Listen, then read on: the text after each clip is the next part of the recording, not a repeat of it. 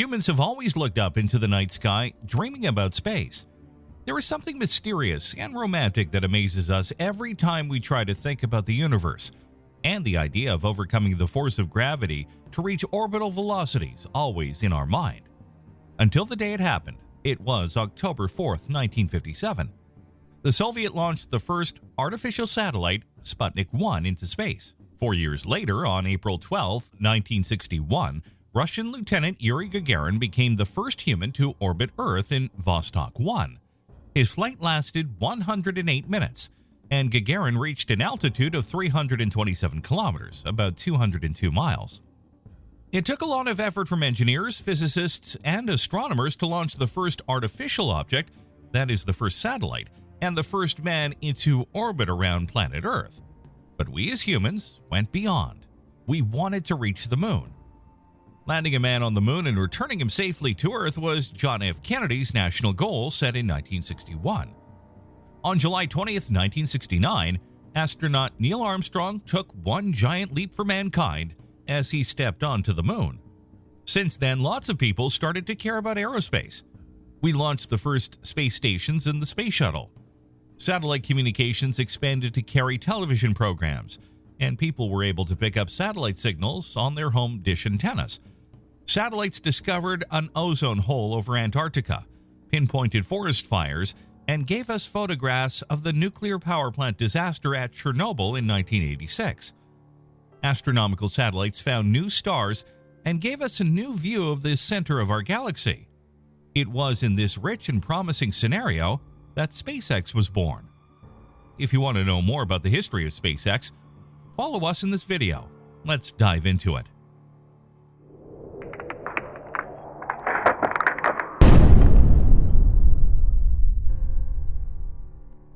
It all started with an idea of a visionary man called Elon Musk. Musk is a South African-born entrepreneur with degrees in business and physics from the University of Pennsylvania. And he's launching rockets because he just kind of decided to. That's the short answer. And it's not much different from the long answer. Musk has no formal training in rocketry, but he does have an eye for new markets. He made his initial fortune as a co-founder of PayPal and has since founded Tesla Motors and SolarCity, a solar energy company. Elon's idea was to land a miniature experimental greenhouse containing seed with dehydrated gel on Mars to grow plants on Martian soil. So this would be the furthest that life's ever traveled, as he said. But he soon realized that travel to Mars would be too expensive without a fundamental breakthrough in rocket technology. In the early 2000s, when he saw the opening NASA created by retreating from the business of launching spacecraft to low Earth orbit, he jumped into that gap, founding Space Exploration Technologies Corporation, or SpaceX, going into competition with other, generally more established companies such as Boeing and Virginia-based Orbital Sciences. It was the first private company to successfully launch and return a spacecraft from Earth orbit, and the first to launch a crewed spacecraft and dock it with the International Space Station, the ISS. The company entered the arena of space industry with the Falcon 1 rocket, a two-stage liquid-fueled craft designed to send small satellites into orbit. The Falcon 1 was vastly cheaper to build and operate than its competitors. Part of the rocket's cost-effectiveness was made possible by the SpaceX-developed Merlin engine, a cheaper alternative to those used by other companies. SpaceX also focused on making reusable rockets. Other launch vehicles are generally made for one-time use. In March of 2006, the company made its first Falcon 1 launch. That unfortunately ended prematurely because of a fuel leak and fire. But it wasn't too bad. I mean, by this time, the company had already earned millions of dollars in launch orders. SpaceX was acting just as a delivery guy. In August of that same year, SpaceX was a winner of a NASA competition for funds to build and demonstrate spacecraft that could potentially service the ISS after the decommissioning of the Space Shuttle. Falcon 1 launches that failed to attain Earth orbit followed in March of 2007 and August of 2008. But in September of 2008, SpaceX became the first privately owned company to send a liquid-fueled rocket into orbit. 3 months later, it won a NASA contract for servicing the ISS that was worth more than $1 billion. In 2010, SpaceX first launched its Falcon 9, a bigger craft, so named for its use of 9 engines, and the following year it broke ground on a launch site for the Falcon Heavy. In December of 2010, the company reached another milestone, becoming the first commercial company to release a spacecraft, the Dragon Capsule, into orbit and successfully return it to Earth. Dragon again made history on May 25, 2012, when it became the first commercial spacecraft to dock with the ISS, to which it successfully delivered cargo. In August of that year, SpaceX announced that it had won a contract from NASA to develop a successor to the space shuttle that would transport astronauts into space. What was new in the Falcon 9? It was designed so that its first stage could be reused. In 2015, a Falcon 9 first stage successfully returned to Earth near its launch site. Can you imagine it? They returned to Earth near its launch site, the first stage of a rocket. It was 2015. It was 6 years ago. What happened next? Well, before finding out the answer to this question, be sure to like or dislike the video so that we can continue to improve and make these videos better for you, the viewer. Plus, be sure to subscribe to the channel, clicking the bell so that you don't miss any of our weekly videos. After Falcon 9's launch success in 2015, SpaceX also began using drone ships for rocket stage landings. Here's what it means. As you can see, different stages of a rocket are returning to Earth in a safe landing. This is an incredible accomplishment for Elon Musk and SpaceX because it finally embodied the objective of the company. Since its birth, they have always tried to make aerospace affordable, and they did it, producing reusable rockets. What a man, what a company. But now, ladies and gentlemen, fasten your seatbelts because we are going to tell you the story of the most exciting thing that SpaceX did.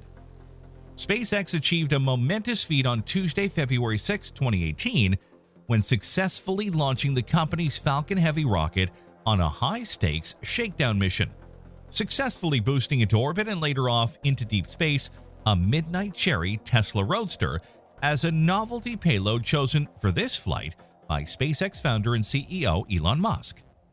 The mission also carried out a science fiction-like return of the 2 outer Falcon cores in a display of suborbital aerobatics, firing their engines simultaneously for a rocket-powered U-turn back towards Cape Canaveral, leading up to a near-simultaneous touchdown of the 2 boosters after an 8-minute round trip to the edge of space. This also made for some spectacular viewing for those present at Cape Canaveral. First, the earth-shaking rumble of the 27-engine Falcon Heavy, followed only minutes later by the display of the twin boosters descending under engine power and sending a pair of dual sonic booms over the Cape. Was it just a marketing move? We will never know for sure, but Musk said it was something made to inspire people all over the world and attract them to aerospace. At a certain point, and I would say very soon, SpaceX was ready to fly a crew. The first crewed flight of a Dragon capsule to the ISS launched on May 30th, 2020, with astronauts Doug Hurley and Robert Behnken. But what is the Dragon spacecraft like? Picture a 21st century Apollo spacecraft. After the troubled history of the space shuttle, including the loss of 2 7-person crews, SpaceX and most other rocket companies have returned to the old model of the upright rocket with the crow perched on top of the stack. The Dragon is configurable to seat up to 7 people, but it can and usually will carry fewer. The escape rockets, which are used to pull the ship away from the booster in the event of a fire or possible explosion, are not mounted in a tower above the capsule, as they were in the Apollo and Mercury days. Instead, they are built into its base, pushing the capsule away instead of pulling it. This helps the Dragon achieve one of its other goals: reusability. The spacecraft and escape system are not simply thrown away after use, but could instead be cleaned up, checked out, and configured for another flight. Last but not least, the successor to the Falcon 9 and the Falcon Heavy will be the Super Heavy Starship system. This is the last step in order to get to Mars. We dare to say that all of this work made by SpaceX during these years was just to reach this goal: launching Starship to Mars. SpaceX planned to use the Starship for a flight around the moon carrying Japanese businessman Masawa Yusaku and several artists in 2023, and to launch settlers to Mars in the mid-2020s, and we are super excited about that. So prepare yourself, because by the end of the 20s, you're probably going to attend one of the most iconic events in space exploration history: SpaceX bringing humans to Mars. SpaceX gave a huge boost to the aerospace industry, and so many companies decided to bet on spaceflight. That's why over time Musk owned a lot of competitors. We could mention Boeing, which is building its spacecraft to fly crewed ISS missions along with Musk's Dragon, or maybe Orbital Sciences, the company that shares the ISS cargo run contract with SpaceX. Also, Virgin Galactic is a marginal player planning to sell only suborbital rides for vacationers with deep pockets. Normal people will still have some time to wait before they could afford a suborbital trip. Before ending this video, we would like to point out that in about 20 years, SpaceX revolutionized the space industry and technology.